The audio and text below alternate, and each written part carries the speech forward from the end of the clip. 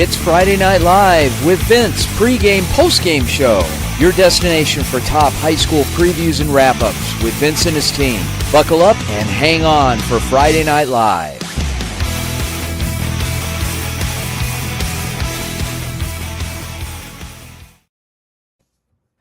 Good evening and welcome to Friday Night Live, presented by the Varsity Sports Show team. My name is Vince DeLisio. So excited. It is Pat Tillman week. We do this every year, and tonight is no different, with the exception of some wrap-up of some other things going on. Really excited to present our amazing team and to talk to you about some things that we have coming up. Joining me tonight, Hannah Flanagan and Kyle Weselick. Hannah, Kyle, how's it going? Good. How are you? Great. Doing great, Vince. Thank you for having me. Awesome. Good stuff. You know, it seems like only yesterday. You guys hosted the show last week. I mean, it's flown by. We were out at the Maricopa County Fair tonight. You guys are manning the store with Friday Night Live and presenting all the great things happening. I'm going to kick it over to Hannah to kind of kick things off. Take it away. Yeah. First up, we have Ainsley Pavicic from UNLV talking WNFC preview. So could you tell me a little bit about this? I've actually never really heard of it, so I'm excited. Yeah, so sorry, I didn't mean to cut you off there, Hannah, but so the WNFC is basically called the Women's National Football Conference, and it's basically tackle football. It's like the NFL, but it's with women, which is incredible. It's actually in its third game of the season for this year, for this upcoming game that we're doing tomorrow. And so yeah, that's basically what it's about. There is multiple teams, to point that there are divisions of it. So yeah. How does someone get into this, or how do they qualify or make a team or something?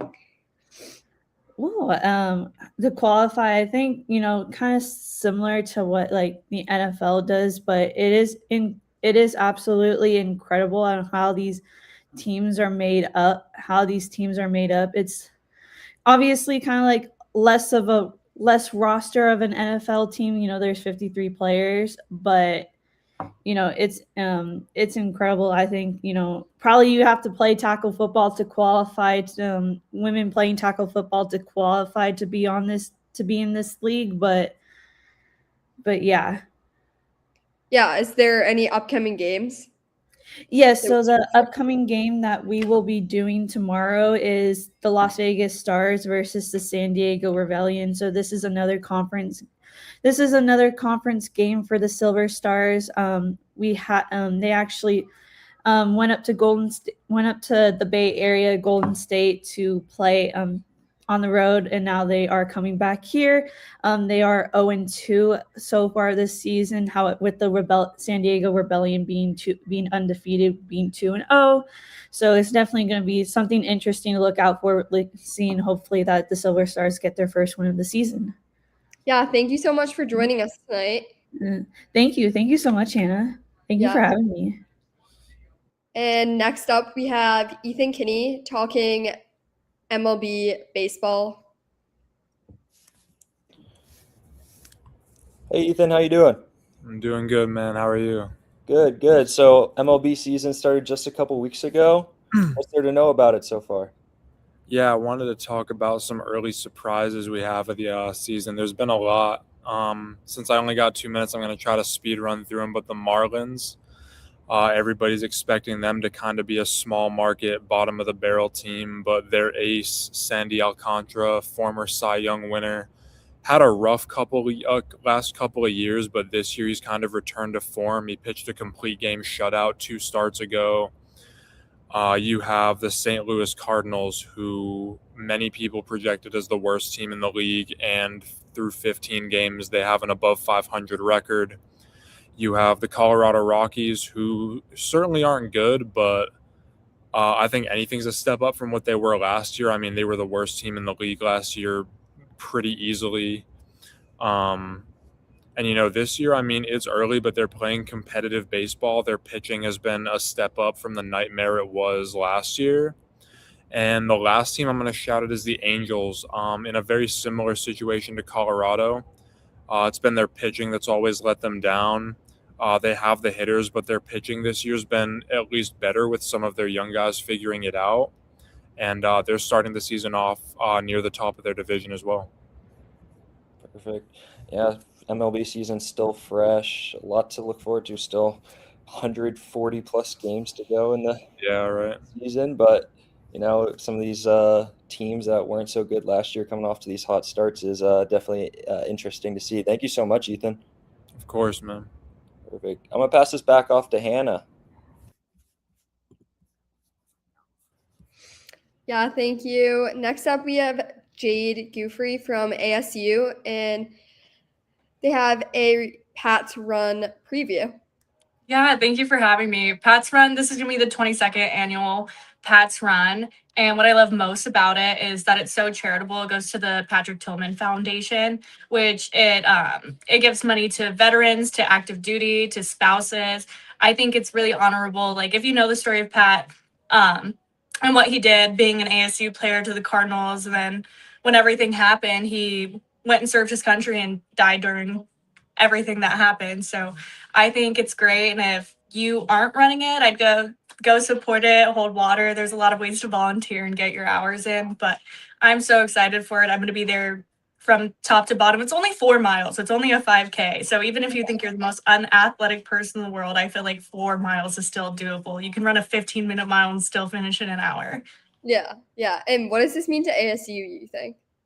I think it's a perfect way to keep ASU in like a philanthropy respective bracket, because I don't know a lot of other schools that have just like a star-studded player who not only went to the pro leagues but stopped the pro leagues to go to the military. So I think it's a beautiful story.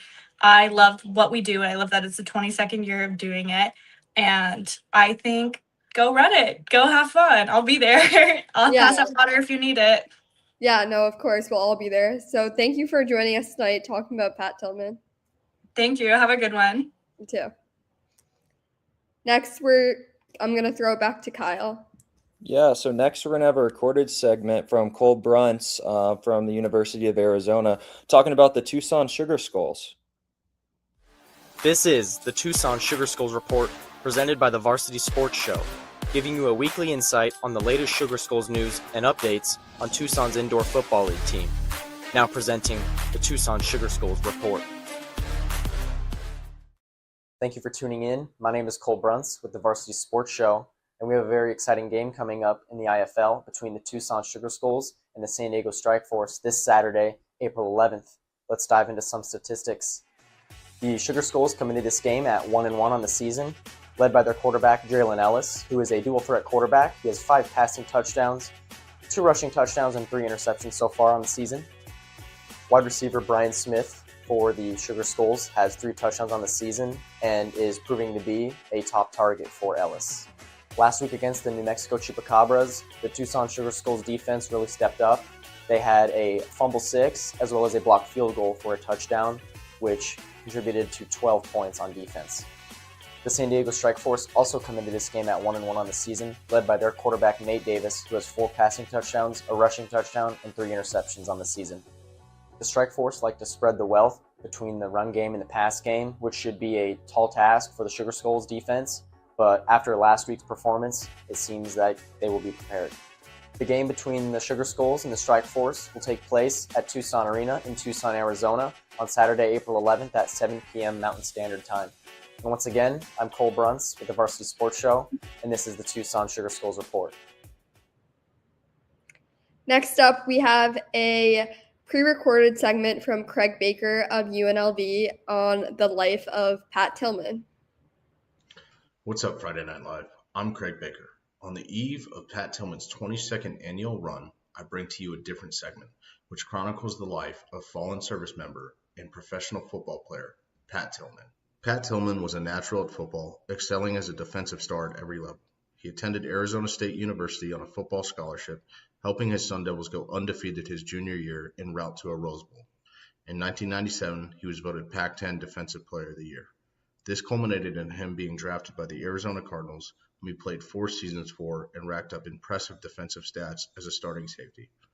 After the 9/11 attacks, Pat felt a call to service and abandoned the luxuries of an NFL career to serve his country. He enlisted in the Army and became an Army Ranger, serving in both Iraq and Afghanistan. Pat met his end in Afghanistan, but his legacy lives with us all. And now, here is the indelible evidence. Tackle by number 40, Pat Tillman. He was a god. It was Jake and Pat and sort of everybody else. Why do you think they're playing better this year? Oh, they've got Jake, they've got Wadsworth, Tillman. The difference is guys like Plummer and Tillman. People loved him. They could relate to him. On a scale of 1 to 10, what would be your ideal performance number? Where you're not over that red line where you get out of control? 8 is what popped into my head. So when you're on the line during the national anthem, that's about 8? National anthem's about a 10, actually. I get fired up for that. You know, I have a patriotic bone to me, so I really, emotionally, I actually let myself go for that.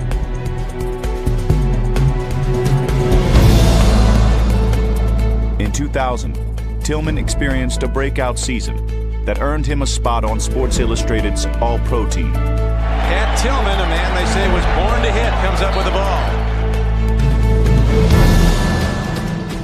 Initially, we were at 6. Right. Rob, stay Rob. Watch some sort of trick play. Sure, yeah, you know what I mean? Like a reverse pass, something. Welcome back. We look forward to the 22nd Pat Tillman run. Actually, I know, I'm excited for tomorrow. It'll be my first time going, so it'll be fun.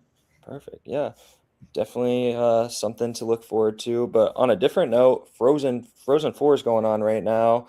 Yes. Couple big games a couple days ago with Denver defeating Michigan in double overtime. That was a big one. Yeah, that was huge. That was last night, and then Wisconsin beat North Dakota. So Wisconsin will play Denver in the championship tomorrow, which will be a huge game. I'm from Colorado, so Okay. Denver hockey is always a big hot topic around there, and once again they're at the top. Yeah, once again, I feel like we say this all the time because they make it so much, but I mean, I don't know who I'm rooting for in this one. Because Denver's an ASU rival, so I don't know if I can root for them. So maybe I'm going with the Badgers for tomorrow. Personally, I'm gonna have to go with Denver, but also a little biased there. Yeah. Switching up, next we're going to be joined by Nam Lee of U of A, talking to us about men's lacrosse. How you doing? Yeah, so good. How are you doing? I'm good. Yeah, so exciting day tomorrow. Arizona men's lacrosse is back in action. They're facing GCU here at home at Sitton Field here in Tucson at 5 p.m. Mountain Standard Time. On paper, the Wildcats are obviously the stronger team going to this game. They're 9-1 overall this season, 4-0 conference play. So they've been one of the stronger teams all season.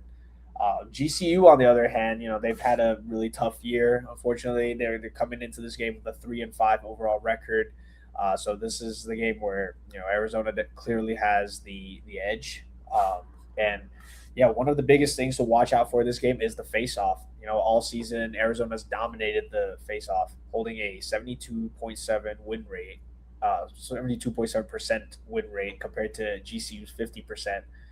They've also been the Wildcats. They've also been an unstoppable force, having scored 164 goals this season compared to GCU's 89.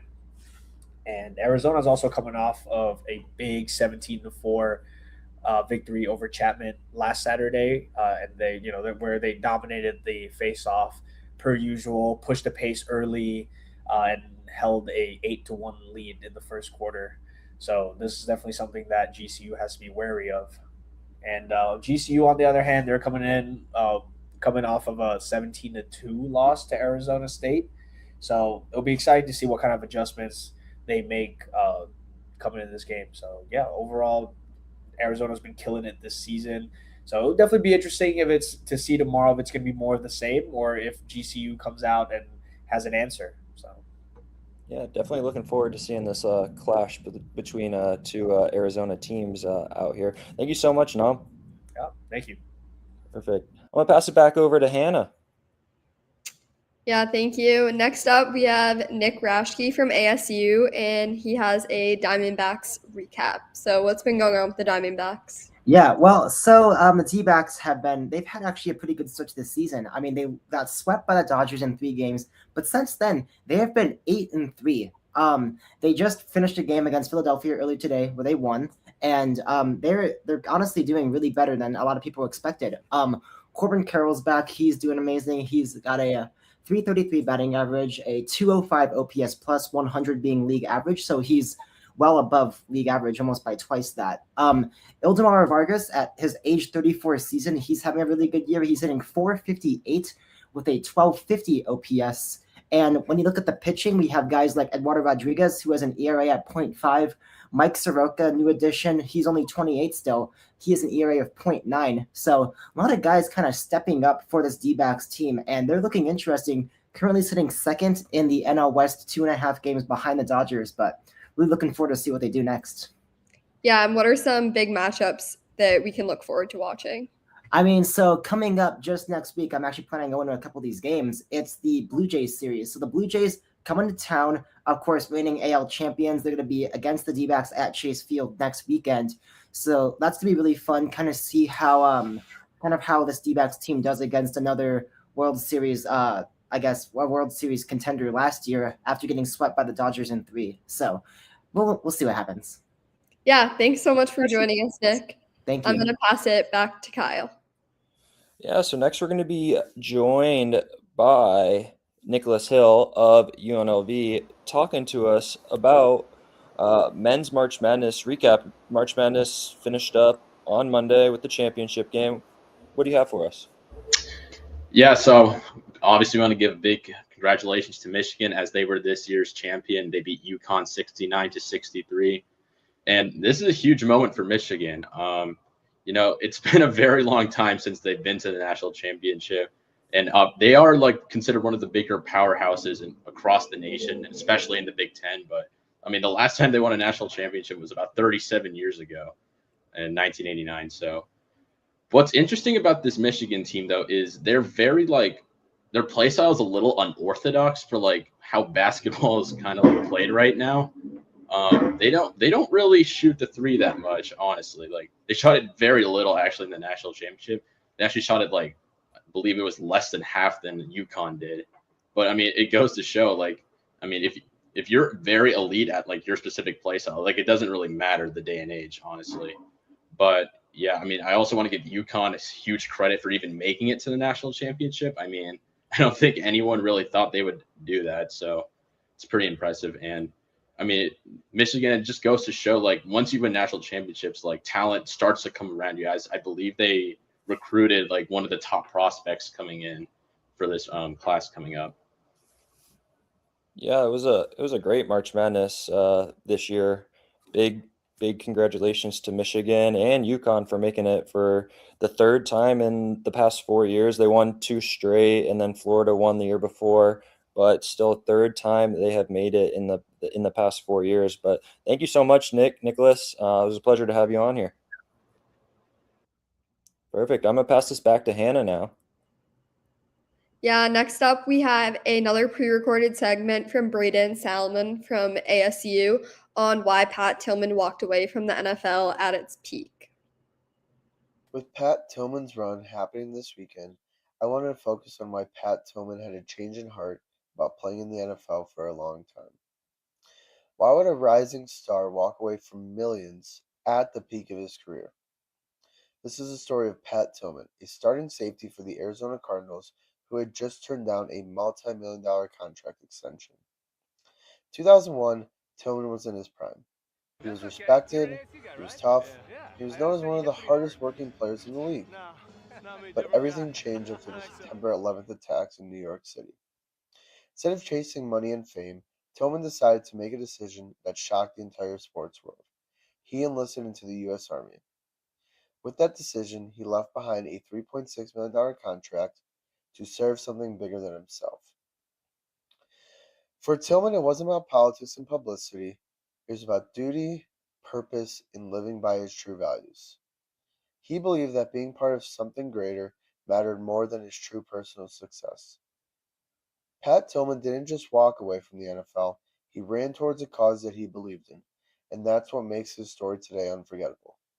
And that's why many people are joining together to run for Mr. Pat Tillman.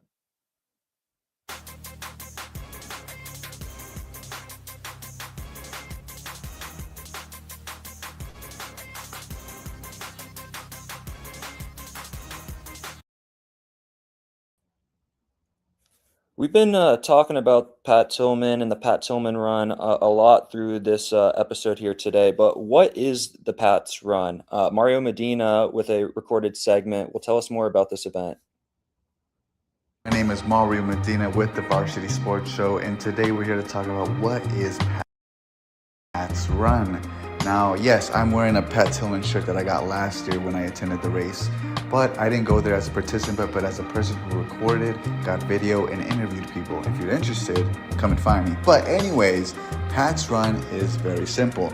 Pat's run returns to Tempe for its 22nd year, bringing together thousands of runners, walkers, and supporters to honor the legacy of Pat Tillman. The event features a 4.2-mile run and walk through the streets surrounding Arizona State University, symbolizing Tillman's iconic jersey number. Participants range from competitive athletes to families and first-time runners, all coming together for a shared purpose.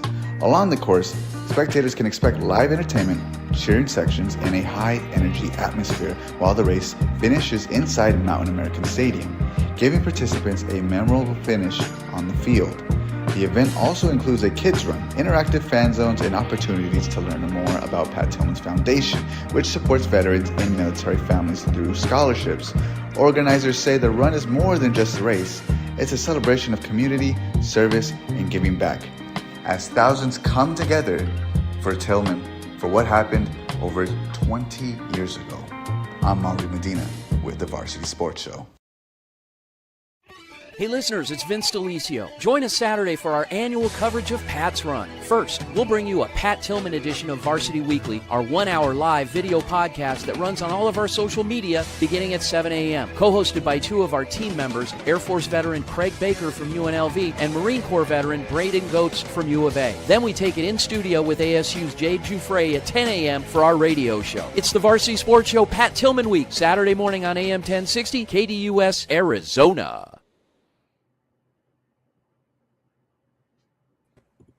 And welcome back to Friday Night Live, presented by the Varsity Sports Show. Guys, great show tonight. A lot of great content. Really excited. It is going to be a busy, busy Saturday morning. Hannah, where are you going to be? Yeah, I'm going to be at Water Station 1, and I'm super excited because I've never been to Pat's Run, and just learning about it today and just hearing all the excitement around it, I'm super pumped. Kyle, how about you? Fortunately, I'm not going to be at Pat's Run, but I am going to be in studio for a radio show with Jade and Braden, and I'm looking forward to that just as much as this Pat Run. Awesome. There will be 9 of us at Pat's Run tomorrow, members of our team and myself, going around when we're doing Varsity Weekly Live. It actually does begin at 6:45 a.m., not 7, but 6:45. The show will run about an hour. We'll be switching between each of the locations where our team is. I'll be spending a little bit of time right at the starting line in that area and then heading over to the finish line, and then our team will be capturing 30,000 of our closest friends as they compete in the event, run, walk, whatever. And should be a lot of fun. So we'll be interviewing you, all you guys out there, participants and different folks that we see along the event. They'll be reporting. And I've got my shirt. I am ready for tomorrow. So look for our team in our branded Varsity Sports Show logo shirts, and it's going to be a great time. So on behalf of our amazing team, and our co-host for this evening, Hannah Flanagan from ASU, Kyle Weslick from ASU. And, of course, Kyle will be in studio with Jade and Braden at 10 for the Varsity Sports Show. So tune in for that as well. And our amazing producer, Marla Mundo from UNLV. My name is Vince Delisio. Have a great night, everyone. We'll see you tomorrow morning.